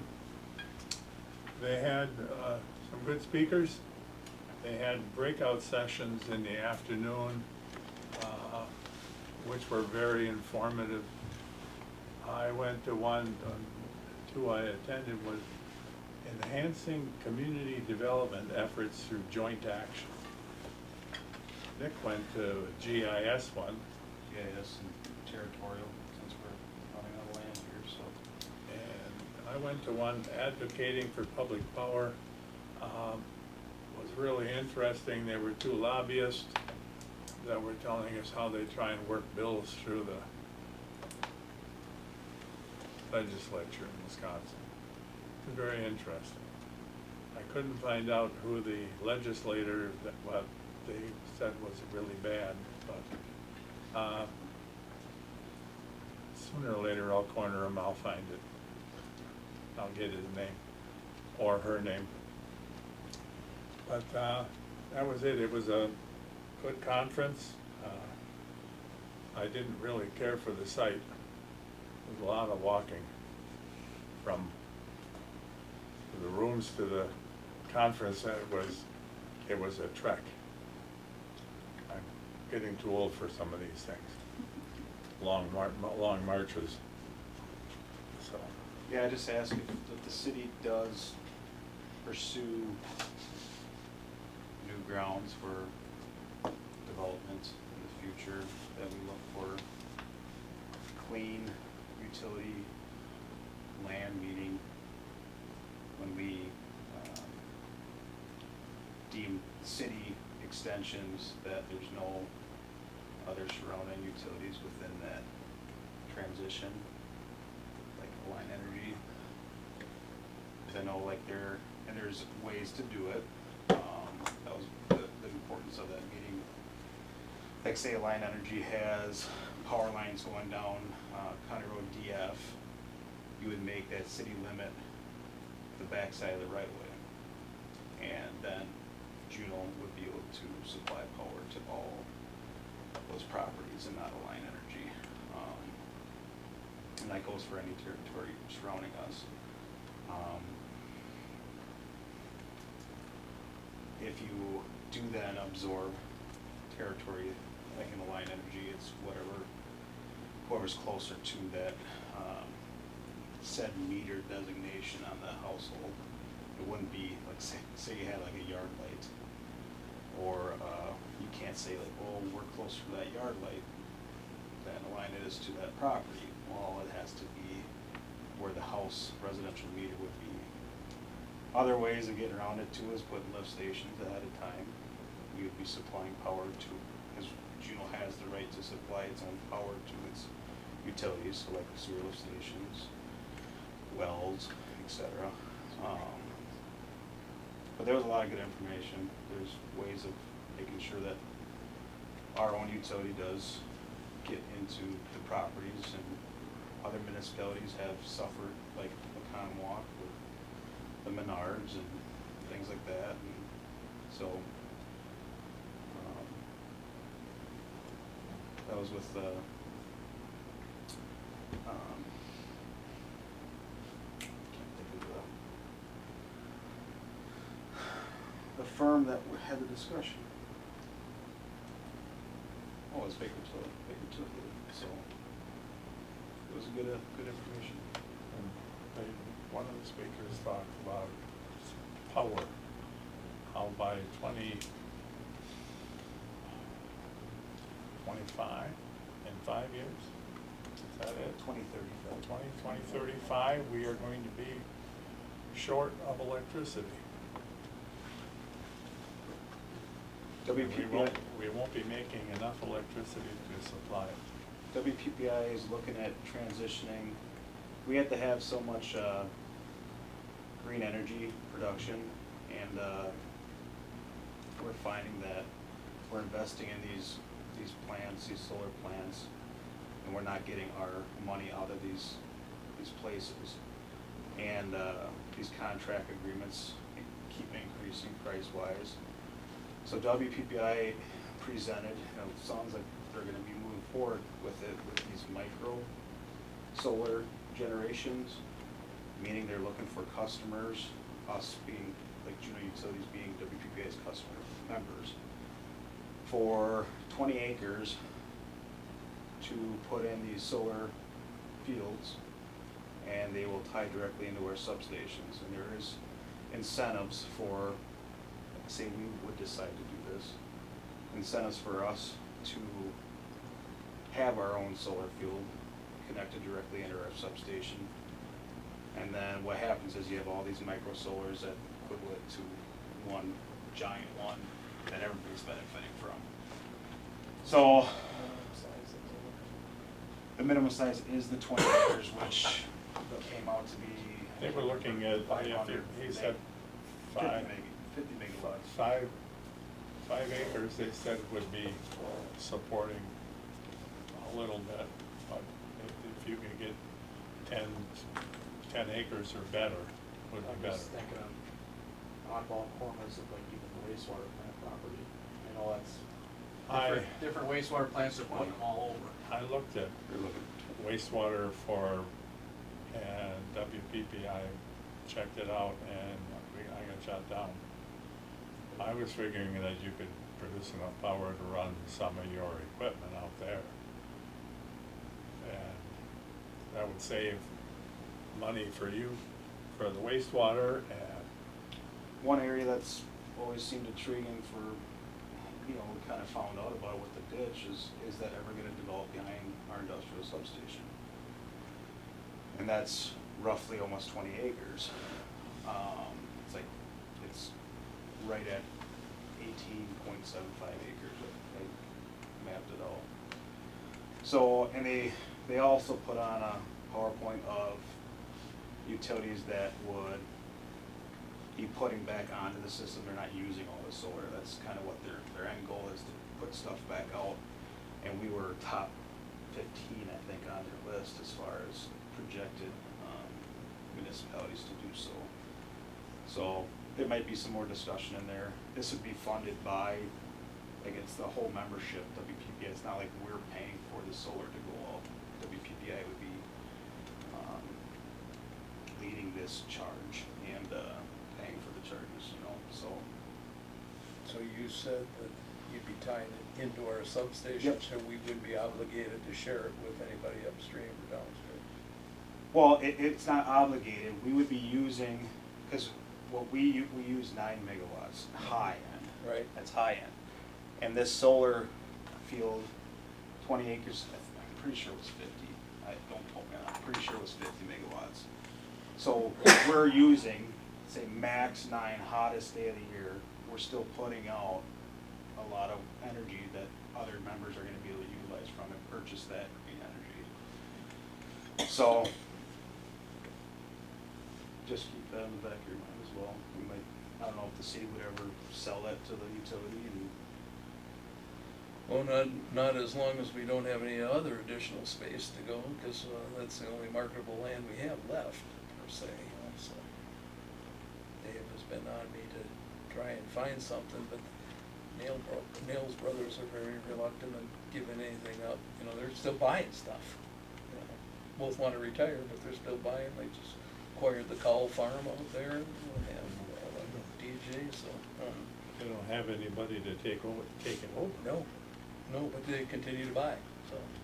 Tear down the buildings, the last thing they wanted are the old dilapidated houses and barns. You get rid of them and what have you, but, yeah, the extension, you probably wouldn't be, it looks good to the utility because it's right next to our high line, our transmission line and substation, but it's more beneficial to the city, as an industrial park, expansion of the industrial park. If we could find you on another location, it would certainly, like the wetlands we have up on the northeast corner. Wouldn't make any difference for a solar field, it certainly makes a difference in, running water and sewer and stuff there, but, yeah, that's a good point, because I don't think we're affected by taking revenues away from a neighboring power company, because all of our area is pretty much rural. They're only gonna lose 1 or 2 farm customers or residential customers. It's not like you said Oconomowoc, where you've got a huge expansion going in and, you know, dollars to be lost, you know, whatever. The issue with that though is we used to purchase our power, Line Energy would service for substations. Right. They Yep. would be our power supplier, but they're not anymore. So there's like, But they are, to a degree. yeah. But now they're like, well, WPPI is here. They don't have a monopoly on us Right, anymore. is what it exactly. boils down to, so, yeah. Exactly. Yeah, I think there's food for thought on all of that, but like I said, as far as an industrial park, it'd be a little hard to, you know, to give that up without knowing what we're gonna replace it with. Right. Unless we're content without growing an industrial park again, but I think Whiskers has aspirations of expanding even further and, possibly getting a injection molding plant coming to town. They said they couldn't support one by themselves, but they would certainly like to have a plant in town where they could be 30% of their production or something like that. Of course, they keep making bigger cats, they need bigger litter boxes, litter robots, I guess. Yeah, I just thought if that ditch wetland, if that was considered a wetland or navigable water, if that was gonna hinder any type of development there, that would be an avenue of finding the city money without. Well, we brought Jason into a CDA meeting and wondered if he did some research, and he said, you're rolling the dice on this one, it's gonna cost you $50,000 in paperwork to ask, only for them to tell you no. Cause he says, I've run into this before, he says, they're just sticklers on that kind of stuff. I mean, we showed them where we could follow the lot lines around and make more sense on how the water would travel there, and he said, I don't know, this is up to you guys. He said, you wanna do it? He says, we can move forward with it, but CDA kinda decided, we can stick $50,000 someplace else. And especially if you can find a customer that'll build over it, you know. They'll allow you to do that, they'll allow you to encapsulate it, they'll allow you to do that, but to relocate it to the property lines, not really. And we showed them, you know, how easy it would be able to be done and what have you. Right angle turns rather than running a diagonal across the whole parcel there, you know, so. And navigable waters, when it rains? That's pretty much what it is. When you know. guys flush your hydrants. When he flushes hydrant, yeah, very good, so yeah, What if the city looked at land from Sensia? There's, where the Bilke farm is, that's leveled now, right? The whole thing is gone? No, well, yeah. It is, but I mean, I don't know how many acres that is, but, you know, to the south, where they've got their, you know, there's the old ponds way down at the bottom yet. You know, maybe that area could be used, you know, it's just full of geese. how much is You know, built, this Cincy and It's all all of that, yeah. all of But that. not this, I think that's snails. or Lepples. Nail or Lepples, Uh, but the bottom part to the right is theirs. you're right, that's Lepples. And This then, is Lepples, I you know, thought. farther south is This is Lepples rent Sensi's land, and they asked to take down the trees for free and level it out and just make it ag, and they were reluctant against it. So I don't know what that's about. I was just, Right. I mean, Well, the city's got land out for the treatment plant, besides the treatment plant. Excuse me? You know, for the treatment plant, they want more land in that fenced-in area, didn't they? They want a piece of land on the other side of the trail. Small section off of Shady Mhm. Lane, there's just a wedge north, just off of Shady Lane. Yeah, but how about inside the On the gates side of there? the trail. Back the other way, to the north, Yep. or to the. It's not a huge chunk though. Oh, what about to the south? Nick, when you talk about these solar collectors and whatever, can they be tied in on not the secondary side, but on your primary voltage, or does it actually have to go to the 69 line ahead of the? No, they Yeah. said it needs to go to our substation, so I'm assuming it has to tie in somewhere near the power transformer, the 69 line. On the back side of the transformer? I believe so. Okay. So your 2400 volt circuit or 41.6 circuit? Not the 69 feeding the subs? Correct. Ross, what you're talking about to the south, are you talking about that marsh to No, the Pretty south low of the there, fence but- there? Yeah, That There's and- some there, but I don't be bought more than land. And across You buy the that thing. Goose Trail on the east side of Goose Trail. This is what I You're talking about what years that the plant was built? Yeah, I mean, but they I bought think that that- farm, they bought part of the civic farm. That whole property is only, it's not 20 acres. So, There must be a map out there, so. Lot, flat control. all righty, Yeah. so that's food for thought. Yeah. That's something that's there, so. Honestly, Mr. Mayor, do you have anything to say?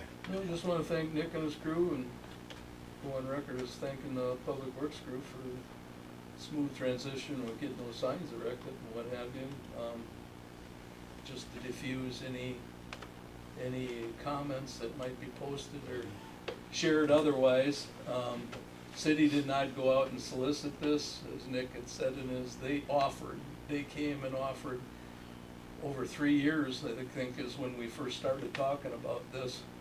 And just for the record, we'll welcome any other industry in town to gladly put them up on the other entrances in the town. They're gonna have a pretty tight standard to follow, though.